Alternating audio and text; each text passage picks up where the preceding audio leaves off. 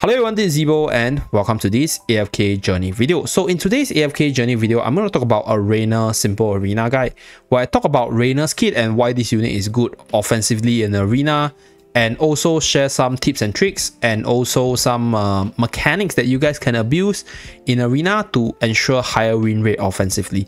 So Reiner's not exactly a really powerful defensive unit because a lot of his kit based around the dynamic balance skill. So if you put him on defense and your enemy play around this skill, he's not as effective as he should be, right?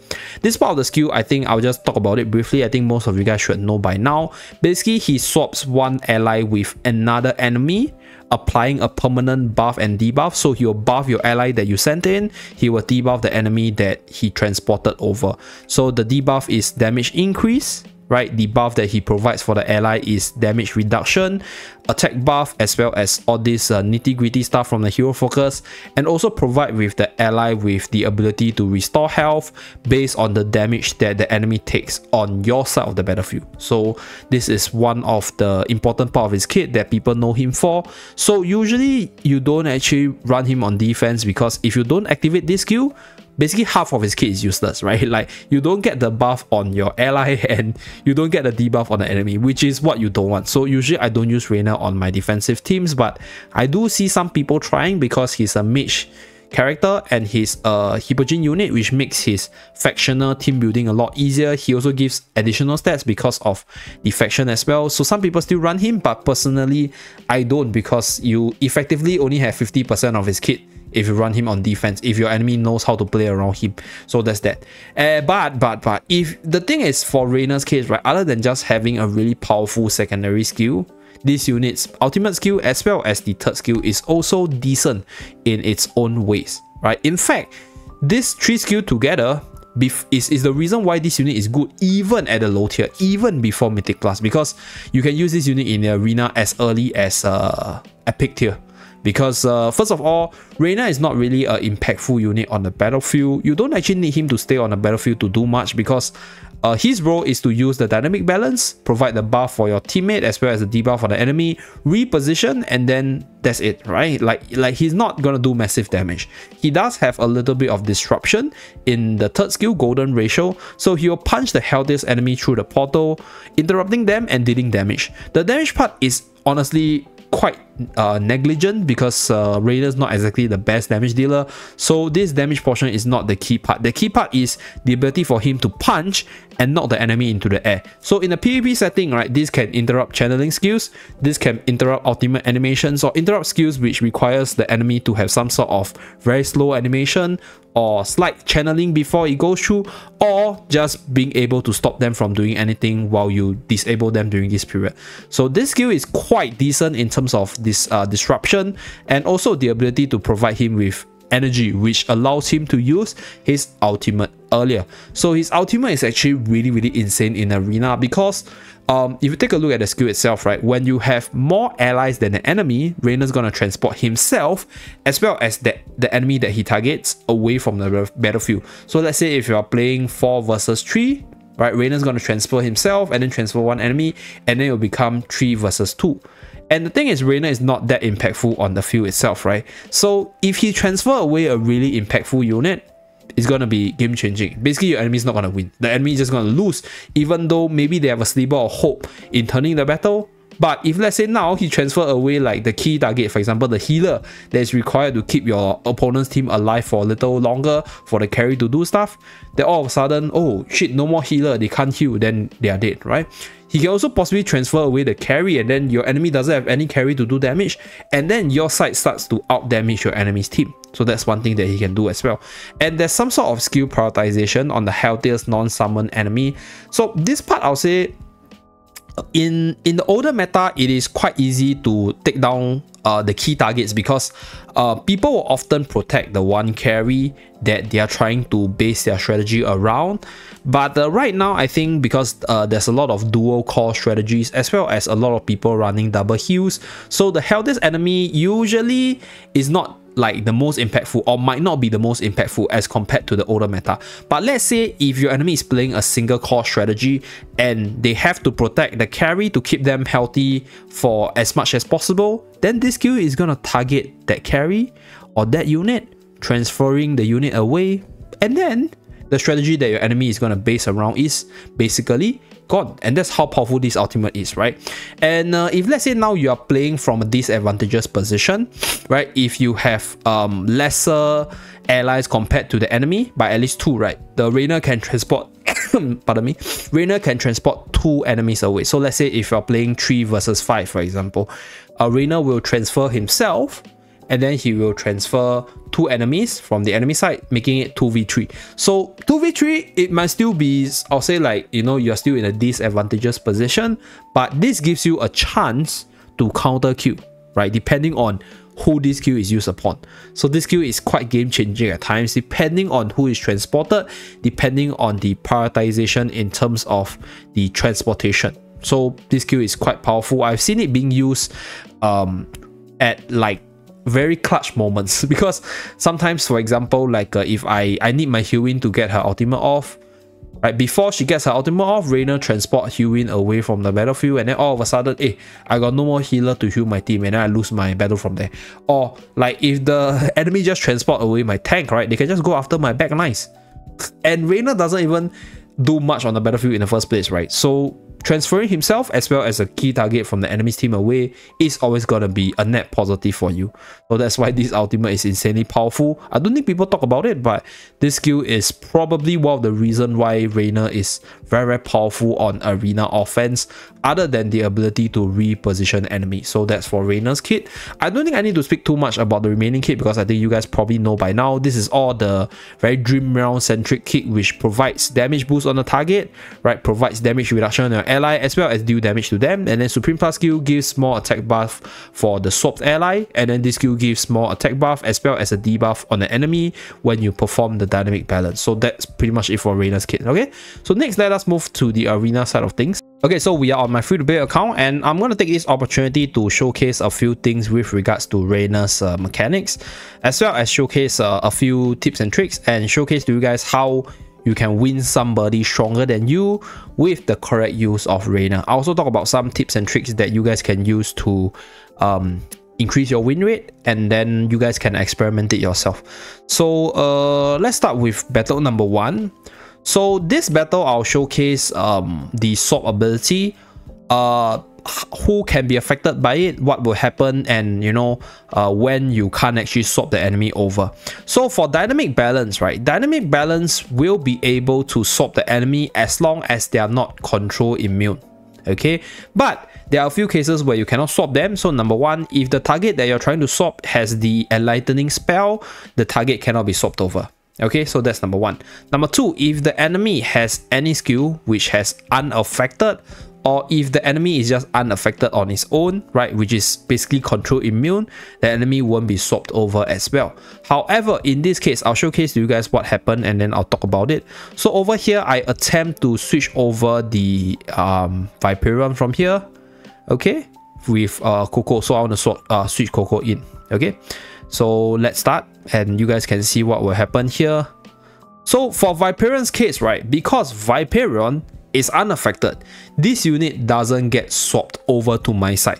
But for Coco's case, right, Coco is like she's not control immune, so she will still be swapped over. However, you guys will still see the purple and red ring, which means that the debuff of the skill still went through. Right, so Coco is still going to get a heal, and if you have Reiner at a higher tier, then Reiner is still going to be able to debuff the enemy while buffing the unit that you sent in with damage reduction as well as the attack buff.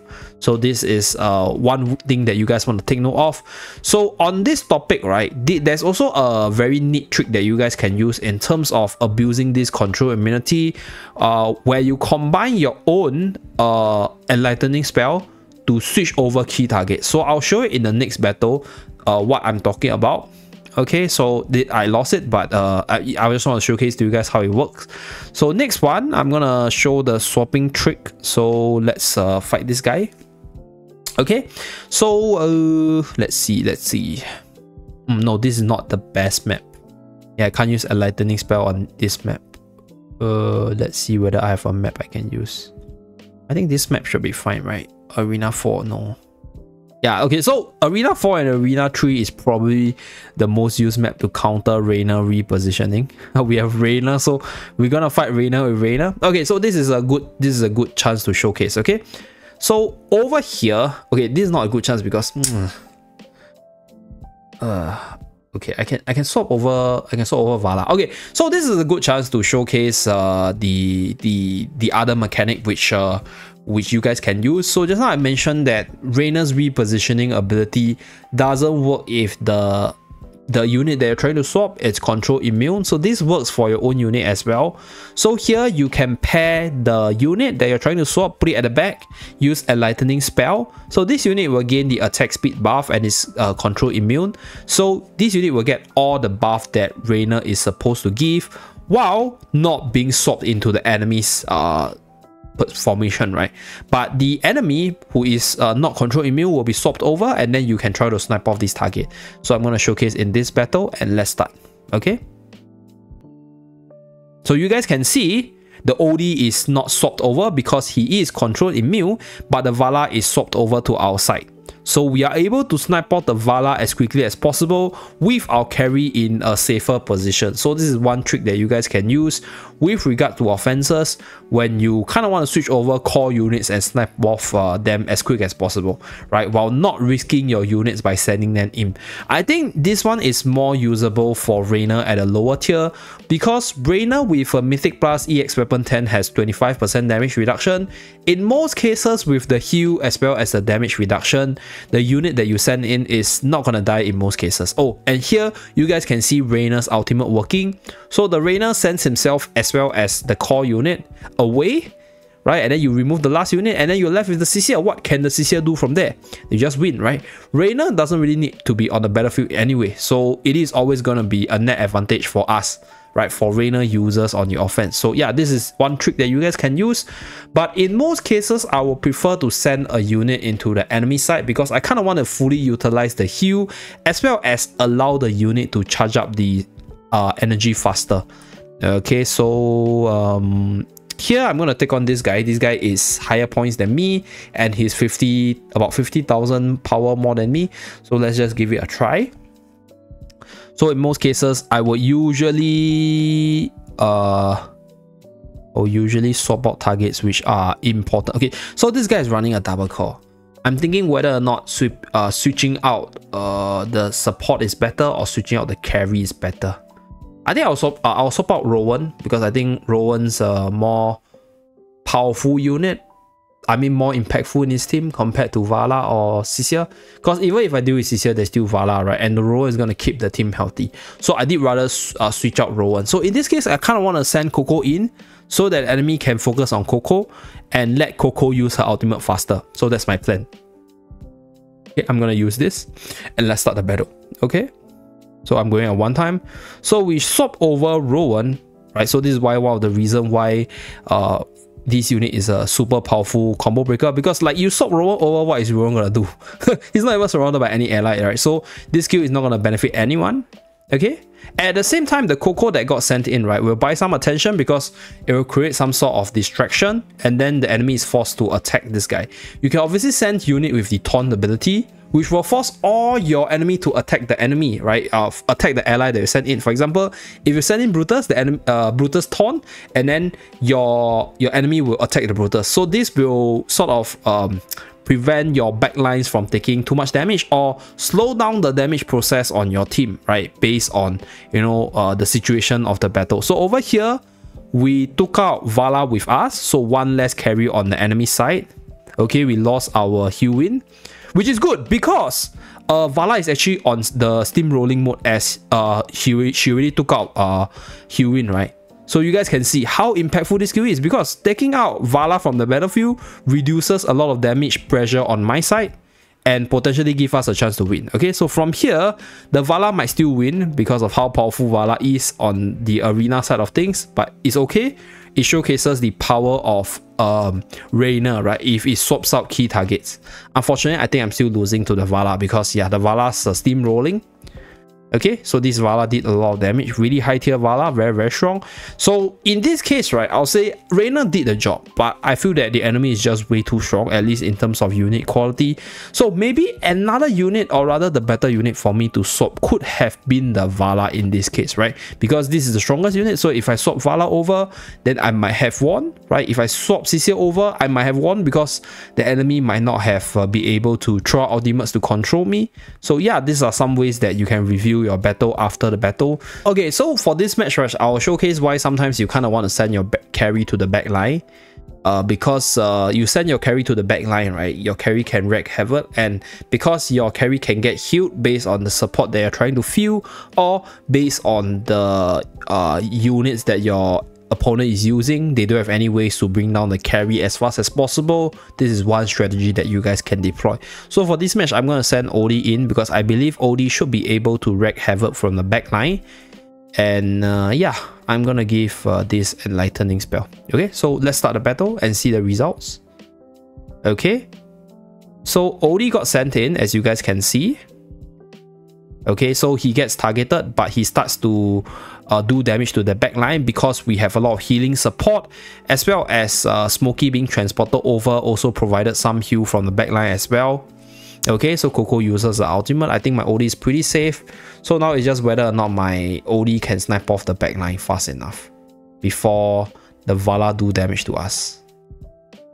Okay, wait, the Vala died, right? Oh, wow. The Vala actually died. That's really good. Okay, so here Reiner is going to transport away Iron together with him. So the enemy only has 2 units. One is the healer and the other one is a tank. So Odie is able to wreak havoc now because there's no more damage dealer threatening Odie. So yeah, from here we just win. So when the Iron comes back, Odie gets the ultimate and then we snipe the Iron off. So yeah, that's pretty much it. So this is one strategy that you guys can use, sending your carry in. Yeah, that's it for this video. Thank you very much for tuning in. Do remember to like and subscribe as usual, and I'll see you guys again in my next AFK journey video. Bye guys.